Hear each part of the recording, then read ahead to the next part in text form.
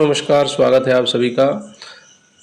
आज के इस वीडियो में फिर से हम विज्ञान के जो है वो 120 क्वेश्चन लेके आए हैं। आप सभी जानते हैं कि हम 1500 क्वेश्चन की जो सीरीज़ है वो चला रहे हैं इस चैनल पर, जो कि आपके जो आगामी कांस्टेबल का एग्ज़ाम है उसको ध्यान में रखकर बनाए जा रहे हैं। तो इन 1500 क्वेश्चन से बाहर आपको एक भी क्वेश्चन साइंस का नहीं मिलने वाला है। तो इस सीरीज़ को आप ध्यान से देखिए, अंत तक देखिए और 1500 क्वेश्चन की जो सीरीज़ है वो इसको जल्दी हम पूरा कर लेंगे। और अगले वीडियो में मैं आपके लिए लेकर आने वाला हूँ इतिहास से संबंधित महत्वपूर्ण क्वेश्चन, जो कि लुसेंट से संबंधित रहेंगे। ठीक है, पूरी लुसेंट की जो किताब है उससे संबंधित रहेंगे, उसी में से मैं पूरे क्वेश्चन जो है वो बनाने वाला हूँ, या उसी का पूरा जो इतिहास है वो आपको पढ़ाने वाला हूँ।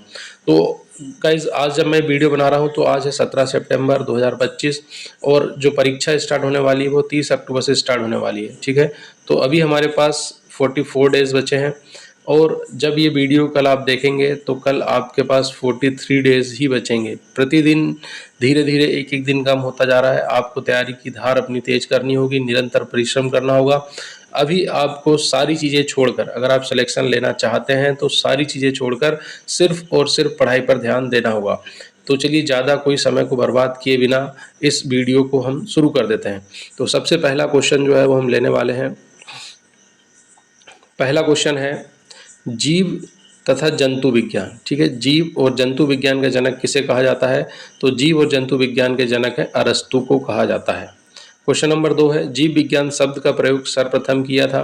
तो जीव विज्ञान का जो शब्द का प्रयोग है वो सबसे पहले लेमार्क एवं ट्रेविरेनस ने किया था। ठीक है, ट्रेविरेनस और लेमार्क ने जीव विज्ञान शब्द का प्रयोग सबसे पहली बार किया था। क्वेश्चन नंबर 3 है जैव विकास को सर्वप्रथम समझाया था। तो जैव विकास को सबसे पहले समझाया था लेमार्क ने। ठीक है, लेमार्क ने जैव विकास को सबसे पहले समझाया था। क्वेश्चन नंबर 4 है चिकित्सा शास्त्र का जनक। चिकित्सा शास्त्र का जनक कौन है? तो यह हिप्पोक्रेटस। हिप्पोक्रेटस को चिकित्सा शास्त्र का जनक माना जाता है। क्वेश्चन नंबर 5 है RH फैक्टर किससे संबंधित है? तो RH फैक्टर रक्त से संबंधित है। ठीक है, RH फैक्टर किससे संबंधित है? रक्त से। क्वेश्चन नंबर 6 है RH फैक्टर के खोजकर्ता कौन है? RH फैक्टर संबंधित तो रक्त से है, लेकिन इसके खोजकर्ता कौन है?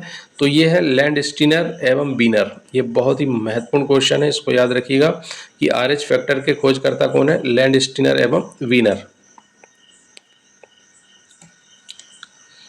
क्वेश्चन नंबर 7 है यहाँ पर दूरी मापने की सबसे बड़ी इकाई है। दूरी को मापने की सबसे बड़ी इकाई क्या है? तो ये है पारसेक। ठीक है, दूरी मापने की सबसे बड़ी इकाई है पारसेक। यहाँ पर प्रकाश वर्ष भी एक इकाई है, लेकिन प्रकाश वर्ष से भी बड़ी है पारसेक। जड़ों के रूपांतरण है। तो जड़ों में रूपांतरण के उदाहरण है मूली और गाजर। मूली और गाजर जड़ों के रूपांतरण के उदाहरण है। तने के रूपांतरण है। तो आलू और प्याज जो है वो तने के रूपांतरण है और मूली और गाजर जो है वो जड़ों के रूपांतरण है।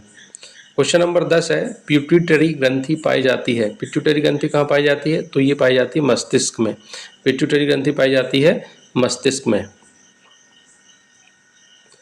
क्वेश्चन नंबर 11 है वनस्पति विज्ञान का जनक। ठीक है, वनस्पति विज्ञान का जनक तो ये है थियोफ्रेस्टस। वनस्पति विज्ञान का जनक है थियोफ्रेस्टस। क्वेश्चन नंबर 12 है रसायन विज्ञान का जनक। तो रसायन विज्ञान का जनक है लेवोजियर। लेवोजियर को रसायन विज्ञान का जनक माना जाता है। क्वेश्चन नंबर 13 है मानव का विकास इतिहास परंपराओं से संबंधित विषय कहलाता है। तो ये होता है एंथ्रोपोलॉजी। ठीक है, एंथ्रोपोलॉजी में मानव के विकास इतिहास और उसकी परंपराओं का अध्ययन करते हैं, तो इसे कहलाते हैं एंथ्रोपोलॉजी। क्वेश्चन नंबर 14 है रक्त को शुद्ध करता है। ठीक है, रक्त को कौन शुद्ध करता है? तो ये करता है ब्रक, जिसे हम इंग्लिश में किडनी बोलते हैं और हिंदी में बोलते हैं ब्रक।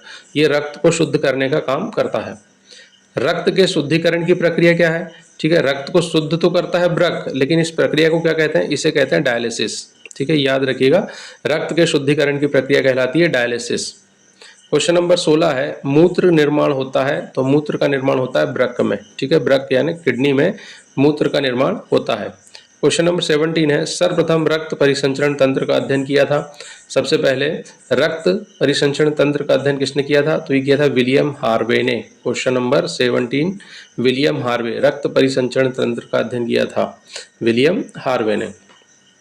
क्वेश्चन नंबर 18 है सर्वप्रथम मनुष्यों में वर्णांधता का वर्णन किया। ठीक है, सर्वप्रथम मनुष्यों में वर्णांधता का वर्णन किया तो ये किया था हेर्नर ने। ठीक है, 1856 1876 में 1876 में हर्नर ने मनुष्यों में वर्णांतता का वर्णन किया था। और वर्णांतता से संबंधित रंग कौन कौन से हैं? तो वर्णांत व्यक्ति लाल और हरे रंग में परिवर्तन नहीं कर पाता है, डिफरेंस नहीं कर पाता है, तो लाल और हरा रंग उसे समझ नहीं आता है, उसे कहते हैं वर्णांतता। और इसका जो वर्णन किया था सबसे पहले वो हर्नर ने 1876 में किया था। क्वेश्चन नंबर 19 है, गैसों के विसरण के नियम का प्रतिपादक कौन है? गैसों के विसरण के नियम का प्रतिपादक है ग्राहम। ग्राहम ने गैसों से संबंधित विसरण के नियम दिए थे। क्वेश्चन नंबर 20 है, ग्रहों के गति के नियम का प्रतिपादन किया। ठीक है, ग्रहों के जो गति के नियम होते हैं वो किसने दिए? तो ये दिए थे जॉन्स केपलर ने। ठीक है, ग्रहों के गति संबंधी नियम दिए थे जॉन्स केपलर ने, और इनकी संख्या 3 है। ग्रहों के गति संबंधी नियम जो है वो 3 है और ये दिए थे जॉन्स केपलर ने। क्वेश्चन नंबर 21 है, E equal to M C square. E equal to M C square का समीकरण दिया था, तो ये दिया था आइंस्टीन ने। आइंस्टीन ने बताया था E equal to M C square होता है। क्वेश्चन नंबर 22 है, जड़त्व के नियम की खोज की। जड़त्व के नियम की खोज की है गैलीलियो ने। ठीक है, जड़त्व के नियम की खोज की है गैलीलियो ने।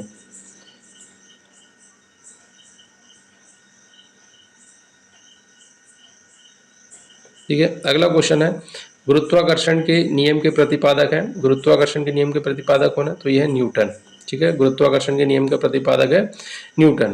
क्वेश्चन नंबर 24 है, प्राकृतिक वर्ण सिद्धांत के प्रतिपादक है। प्राकृतिक वर्ण के सिद्धांत का प्रतिपादक कौन है? डार्विन। ठीक है, डार्विन। क्वेश्चन नंबर 25 है, उत्परिवर्तन का सिद्धांत दिया। तो उत्परिवर्तन का सिद्धांत दिया है ह्यूगो डी व्रीज ने। उत्परिवर्तन का सिद्धांत दिया है ह्यूगो डी व्रीज ने। क्वेश्चन नंबर 26 है, नेचुरल सिलेक्शन। ठीक है, नेचुरल सिलेक्शन का सिद्धांत दिया है डार्विन ने।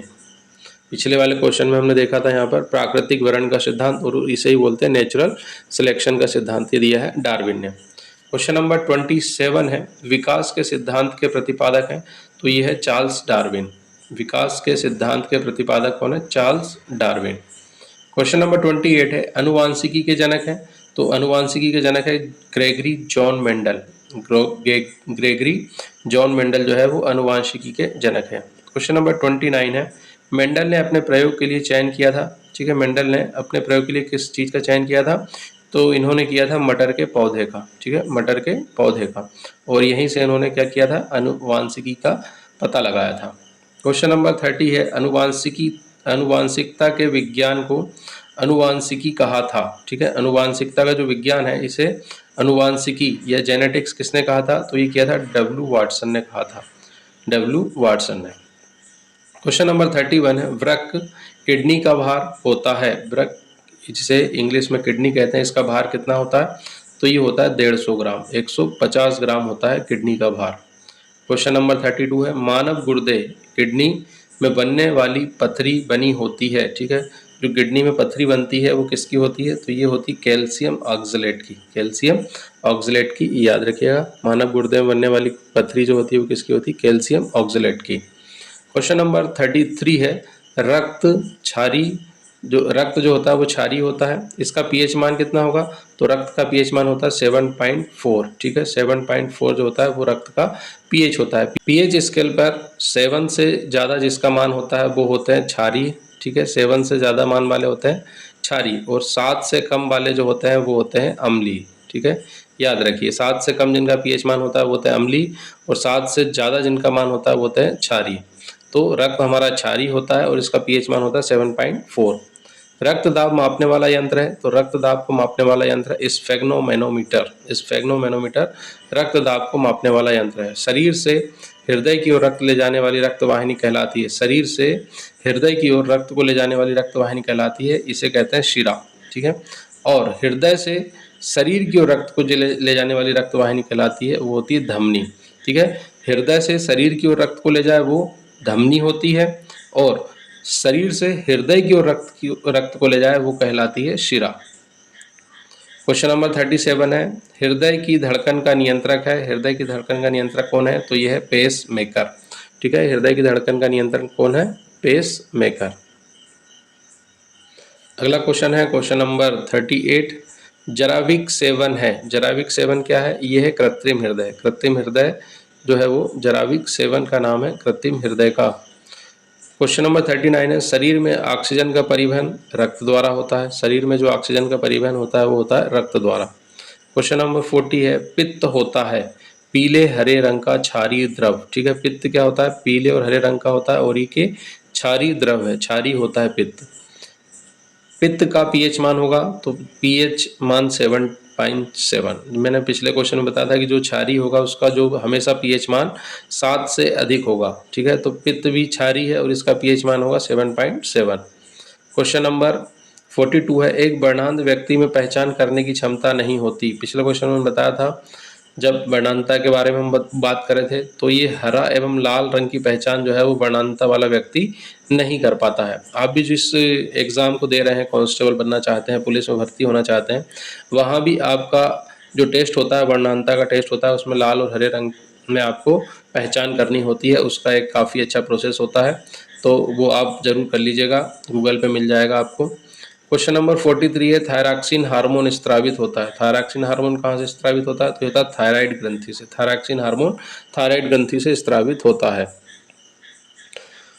क्वेश्चन नंबर 44 है, क्वेश्चन नंबर 44, जठर रस में पाया जाता है। ठीक है, जठर रस, इसमें क्या पाया जाता है? इसमें होता है हाइड्रोक्लोरिक अम्ल। जठर रस में हाइड्रोक्लोरिक अम्ल पाया जाता है।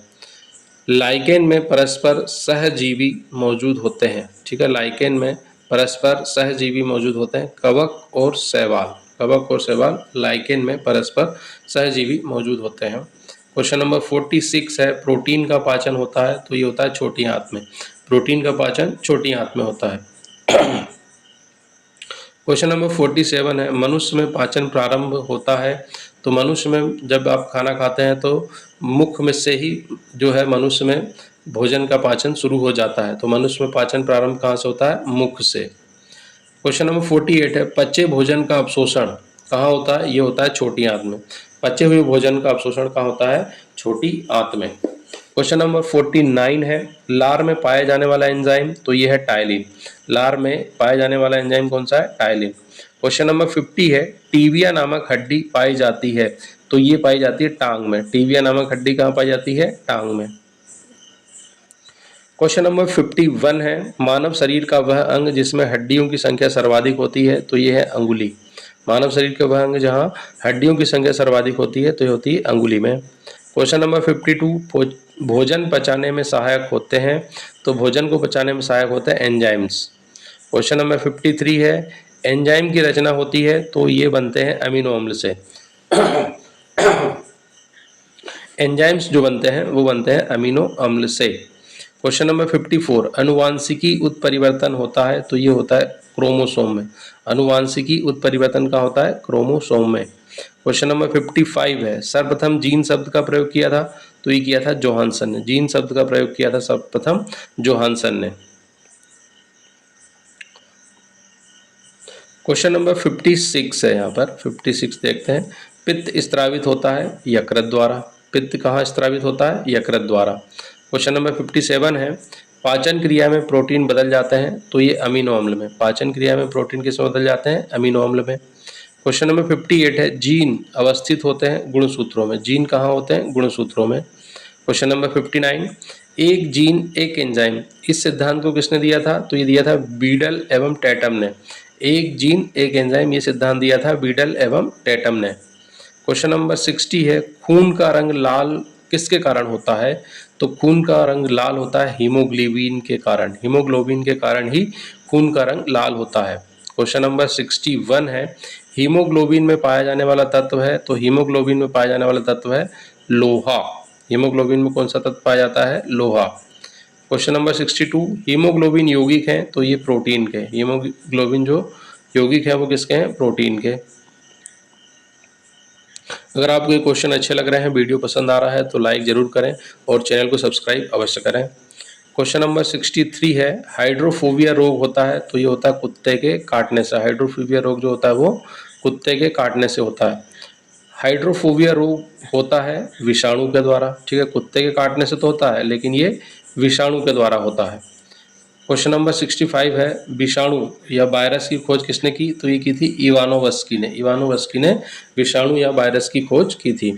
विषाणुओं का अध्ययन है वायरोलॉजी। विषाणु का अध्ययन क्या कहलाता है? वायरोलॉजी। क्वेश्चन नंबर 67, रानीखेत बीमारी फैलती है तो ये फैलती है वायरस द्वारा। रानीखेत बीमारी वायरस के द्वारा फैलती है। क्वेश्चन नंबर 68, पित्त वाइल जमा होता है तो ये होता है पित्ताशय में। पित्त या वाइल जो जमा होता है वो कहाँ होता है? पित्ताशय में। क्वेश्चन नंबर 69, यकृत लीवर में भविष्य के लिए भंडारित रहता है विटामिन ए। यकृत जिसे लीवर भी बोलते हैं, इसमें भविष्य के लिए क्या भंडारित रहता है? तो ये रहता है विटामिन ए, लीवर में भविष्य के लिए भंडारित रहता है। क्वेश्चन नंबर 70 है, आहार नाल में स्टार्च के पाचन में अंतिम उत्पाद है तो यह है माल्टोज। आहार नाल में स्टार्च का जो अंतिम पाचन होता है उसका उत्पाद बनता है वो होता है माल्टोज। क्वेश्चन नंबर 71, शरीर में अमीनो अम्ल की संख्या होती है 20। शरीर में कितने अमीनो अम्ल होते हैं? तो ये होते हैं 20। क्वेश्चन नंबर 72, शरीर में ऊतकों का निर्माण होता है तो ये होता है प्रोटीन से। शरीर में ऊतकों का निर्माण होता है प्रोटीन से। क्वेश्चन नंबर 73, हड्डियों और दांतों के निर्माण के लिए आवश्यक है तो यह है कैल्शियम व फास्फोरस। हड्डियों और दांतों के निर्माण के लिए आवश्यक तत्व क्या है? कैल्शियम व phosphorus. Question number 74, Bhopal gas कांड 1984 में रिसाव हुआ था तो ये हुआ था मिथाइल आइसोसाइनाइड का। ठीक है, याद रखिएगा, बहुत ही महत्वपूर्ण क्वेश्चन है ये। भोपाल जो गैस कांड हुआ था 1984 में, जिसमें कई लोगों की जानें चली गई थी, उसमें कौन सी गैस का रिसाव हुआ था? तो ये थी मिथाइल आइसोसाइनाइड का। याद रखिएगा, मिथाइल आइसोसाइनाइड। क्वेश्चन नंबर 75 है, खून का थक्का नहीं जमता है तो ये हीमोफीलिया एक रोग होता है जिसमें खून का थक्का नहीं जमता है, हीमोफीलिया रोग में। क्वेश्चन नंबर 76 है, शरीर के अंदर रक्त जमने से रोकता है तो ये होता है हिपेरिन नामक एक प्रोटीन होता है जो कि शरीर के अंदर रक्त को जमने से रोकता है, हिपेरिन। क्वेश्चन नंबर 77, हिपेरिन नामक प्रोटीन का उत्पादन होता है तो ये होता है यकृत द्वारा। हिपेरिन नामक जो प्रोटीन होता है जो कि रक्त को शरीर के अंदर जमने नहीं देता, ये कहाँ उत्पादित होता है? तो ये होता है यकृत में। रक्त का अध्ययन कहलाता है हेमाटोलॉजी। रक्त की जो स्टडी हम करते हैं, रक्त के बारे में जो पढ़ते हैं, उसके अध्ययन को कहते हैं हेमाटोलॉजी। क्वेश्चन नंबर 79 है, रक्त के थक्का बनने में सहायक है तो ये है प्लेटलेट्स। रक्त के थक्का बनने में सहायक क्या है? प्लेटलेट्स। क्वेश्चन नंबर 80 है, जंतुओं में होने वाली फुट एंड माउथ, है ना, फुट एंड माउथ रोग क्या होता है? ये विषाणु के कारण होता है। जंतुओं में जो होता है फुट एंड माउथ जो रोग होता है वो किसके कारण होता है? विषाणु के कारण। क्वेश्चन नंबर 81 है, कवकों का अध्ययन कहलाता है। कवकों का अध्ययन क्या कहलाता है? ये होता है माइकोलॉजी। कवकों का अध्ययन माइकोलॉजी एवं शैवालों का अध्ययन क्या कहलाता है? तो ये होता है फाइकोलॉजी। कवकों का माइकोलॉजी और शैवालों का अध्ययन कहलाता है फाइकोलॉजी। क्वेश्चन नंबर 83 है, शैवालों की कोशिका भित्ति बनी होती है तो ये होती सेलुलोज की। शैवालों की कोशिका भित्ति बनी होती है सेलुलोज की। क्वेश्चन नंबर 84, प्लेटलेट्स की मृत्यु होती है तो ये होती है प्लीहा में। प्लेटलेट्स की जो मृत्यु होती है वो कहाँ होती है? प्लीहा में। रक्त का थक्का जमने में सहायक विटामिन तो ये है के। रक्त का थक्का जमने में सहायक विटामिन कौन सा है? तो ये है विटामिन के। क्वेश्चन नंबर 86, रुधिर का तरल भाग होता है तो ये होता है प्लाज्मा। रुधिर का जो तरल भाग है वो क्या कहलाता है? प्लाज्मा। क्वेश्चन नंबर 87, रक्त का कितना प्रतिशत भाग प्लाज्मा होता है? ठीक है, रक्त का जो कुल रक्त है उसका कितना प्रतिशत भाग प्लाज्मा होता है? तो इसका 60% भाग जो होता है वो प्लाज्मा होता है। रक्त का 60% भाग प्लाज्मा होता है। क्वेश्चन नंबर 88 है, ध्वनि की गति धीमी होती है तो ध्वनि की गति धीमी हवा में होती है। ठीक है, हवा में ध्वनि की गति धीमी होती है। क्वेश्चन नंबर 89, जीवाणु बैक्टीरिया की खोज की थी तो ये की थी ल्यूवेन हॉक ने। बैक्टीरिया की खोज किसने की थी? ल्यूवेन हॉक ने। क्वेश्चन ये जो है वो बहुत इंपॉर्टेंट क्वेश्चन है। क्वेश्चन नंबर 90 है, ध्वनि का वेग सर्वाधिक होता है तो ये होता है ठोस में। ध्वनि का वेग सबसे ज्यादा किसमें होता है? ठोस में। क्वेश्चन नंबर 91, पदार्थ की चतुर्थ अवस्था है तो ये है प्लाज्मा। पदार्थ की 3 अवस्था तो आप जानते ही हैं, ठोस, द्रव और गैस, और इसकी चौथी अवस्था जो है वो है प्लाज्मा। 92 क्वेश्चन है, रक्त में पाई जाने वाली धातु है तो यह है लोहा। ठीक है, रक्त में कौन सा तत्व पाया जाता है? तो लोहा। कौन सी धातु है? लोहा। ब्लड बैंक कहलाता है तो ब्लड बैंक कहलाता है स्प्लीन या प्लीहा। प्लीहा को क्या कहते हैं? Blood bank.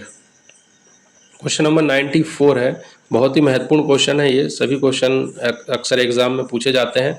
मैंने यहाँ पर ऑप्शन नहीं दी है, डायरेक्ट इनका आंसर लिख दिया ताकि आपको ज़्यादा टाइम खराब ना हो और सीधे सीधे आंसर याद रहे। आरबीसी का शमशान है। ठीक है, आरबीसी का शमशान किसे कहते हैं? तो ये होता है प्लीहा। ठीक है, प्लीहा को ही आरबीसी का शमशान कहते हैं और ब्लड बैंक भी हम प्लीहा को ही कहते हैं, स्प्लीन यानी प्लीहा। क्वेश्चन नंबर 95 है, ब्लड बैंक में रक्त को सुरक्षित रखा जाता है, तो ये रखा जाता है 40 डिग्री फ़ारेनहाइट पर। रक्त को जो है सुरक्षित रखने का जो तापमान है वो है 40 डिग्री फ़ारेनहाइट। क्वेश्चन नंबर 96, रक्त समूह होते हैं, कितने रक्त समूह हैं? तो ये है ए, बी, ए बी और ओ, 4 प्रकार के रक्त समूह होते हैं। फिर इसमें पॉजिटिव और नेगेटिव होता है, ठीक है, नेगेटिव पॉजिटिव सब में होता है। तो रक्त समूह मूल रूप से 4 होते हैं, ए बी और ओ। रक्त समूह की खोज की थी तो ये की थी लैंड स्टीनर ने। रक्त समूह की खोज किसने की थी? लैंड स्टीनर ने। क्वेश्चन नंबर 98 है, सर्वदाता रक्त समूह है, तो ये है ओ। सर्वदाता रक्त समूह है ओ। सर्वग्राही रक्त समूह, तो ये है ए बी प्रकार का जो है वो सर्वग्राही है और सर्वदाता है ओ। प्रकाश वर्ष मात्रक है दूरी का, ठीक है, प्रकाश वर्ष किसका मात्रक है? दूरी का। क्वेश्चन नंबर 101 है, एक प्रकाश वर्ष बराबर होता है, तो एक प्रकाश वर्ष होता है 9.46 इंटू 10⁻³ किलोमीटर होना चाहिए यहाँ, ठीक है, 9.46 इंटू 10⁻³ किलोमीटर एक प्रकाश वर्ष होता है। यहाँ थोड़ा सा ये लिखाया नहीं है। क्वेश्चन नंबर 102 है, ध्वनि की चाल होती है, तो ध्वनि की चाल होती है 760 मील प्रति घंटा। ध्वनि की चाल होती है 760 मील प्रति घंटा। ताप बढ़ने से ध्वनि की चाल बढ़ती है। वायु है गैसों का मिश्रण, वायु गैस क्या है? गैसों का मिश्रण है। क्वेश्चन नंबर 105 है, वायु उदाहरण है गैस का गैस में विलयन। वायु किसका उदाहरण है? गैस में गैस का विलयन। क्वेश्चन नंबर 106 है, हवा में ध्वनि का वेग, तो ये होता है 332 मीटर प्रति सेकंड, 332 मीटर प्रति सेकंड। क्वेश्चन नंबर 107 है, ध्वनि तीव्रता की इकाई है, तो ध्वनि तीव्रता की इकाई जो है वो है डेसिबल। ध्वनि की तीव्रता की इकाई क्या है? डेसिबल। क्वेश्चन नंबर 108 है, हवा का वाष्प घनत्व होता है, तो ये होता है 14.4, 14.4 जो होता है वो हवा का वाष्प घनत्व होता है। क्वेश्चन नंबर 109 है, काला हीरा तथा काला शीशा किसे कहते हैं? तो काला हीरा जो है वो कार्बोनेडो को कहते हैं और काला शीशा जो है वो ग्रेफाइट को कहा जाता है। जीवन रक्षक हार्मोन कहते हैं, तो यह है एड्रिनल। एड्रिनल को जीवन रक्षक हार्मोन कहते हैं।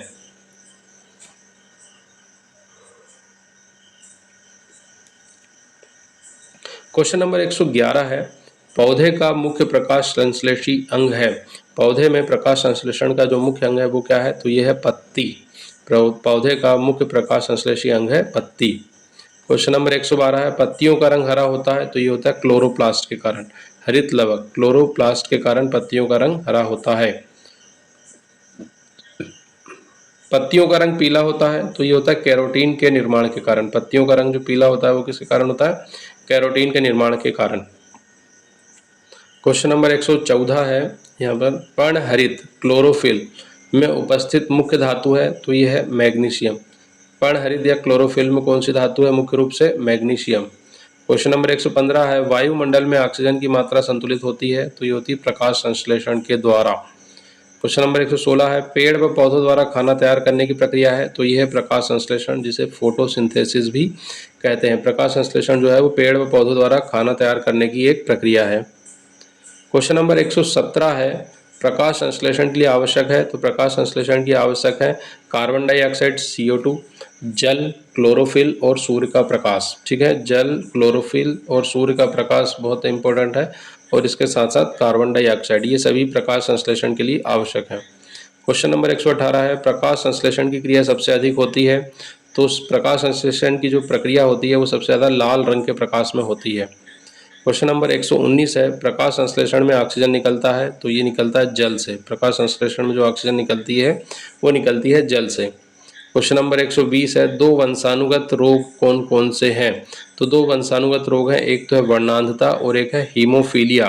वर्णांधता में क्या होता है? वर्णांधता में व्यक्ति जो है वर्णांधता में लाल और हरे रंग में जो है वो अंतर नहीं कर पाता है। और हीमोफीलिया में क्या होता है? हीमोफीलिया में रक्त का जो है वो थक्का नहीं बनता है, ठीक है, रक्त का थक्का नहीं बनता है। तो ये दोनों जो है वो वंशानुगत रोग हैं, वर्णांधता और हीमोफीलिया, ये कभी ठीक नहीं होते फिर। तो ये थे साइंस के इम्पोर्टेंट 120 क्वेश्चन। इससे पहले हम 92 क्वेश्चन करवा चुके हैं। तो अभी तक जो हमारे 1500 क्वेश्चन की सीरीज़ है उसमें हम 212 क्वेश्चन आपको करवा चुके हैं।